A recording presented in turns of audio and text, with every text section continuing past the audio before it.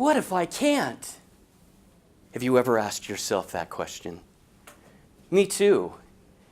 But it changed perspective for me the day I heard Frank ask it. I was sitting at a huge boardroom table with my wife, Sherry, and 5 other transplant candidates and their caregivers at Duke University Medical Center. The room had an aroma of hospital cleaner mixed with furniture polish, and there were portraits of past board members staring at me. I was trying to listen intently. The transplant coordinator was explaining that our day was going to start with a blood draw of 25 vials of blood, followed by a 6-minute walking test. And the rest of the week, the schedule included mammographies and oscopies and 100 other tests that only doctors can pronounce. I was terrified, and I wasn't even being tested. Suddenly, Frank, a large black man next to me, confined to a wheelchair, struggling to breathe with 7 liters of oxygen, raised his hand and asked, "What if I can't?"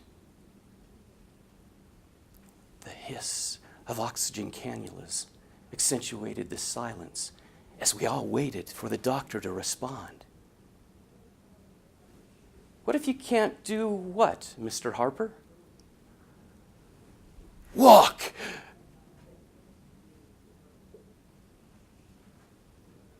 I sensed that she knew the answer because there was a tenderness, but yet there was a directness in her response. She says a lung transplant is a physically intense operation. If you're unable to walk and complete the physical therapy requirements for transplant, you will likely die on the operating table. Have you ever had one of those moments that you realized your perspective had completely changed? Before that moment, I thought my wife wasn't a transplant candidate and everyone else was. But in that moment, I realized my wife was likely the only transplant candidate at the table. Frank knew it immediately too, and tears started to trail down his face. I never saw Frank again, but his words will never leave me. What if I can't? What tells you that you can't? Is it something hard, something scary, or something painful? Once while rock climbing in southern Utah, I found myself stuck and frozen on a rock facing. I was past the point of being scared. Every muscle in my body was just saying, just let go. But I'm allergic to falling. Dennis recognized something was wrong, called up, "Hey, keep going, you got plenty of rope." I responded as manly as I could. "I can't."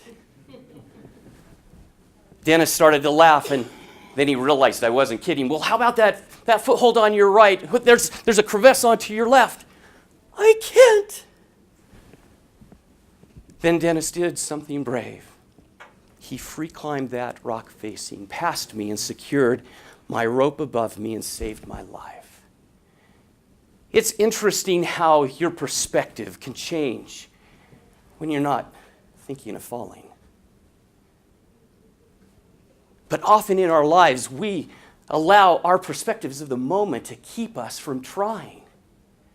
And those voices that say, "I can't," they're strong. But now when I hear those voices, I think of another person who sat at that table.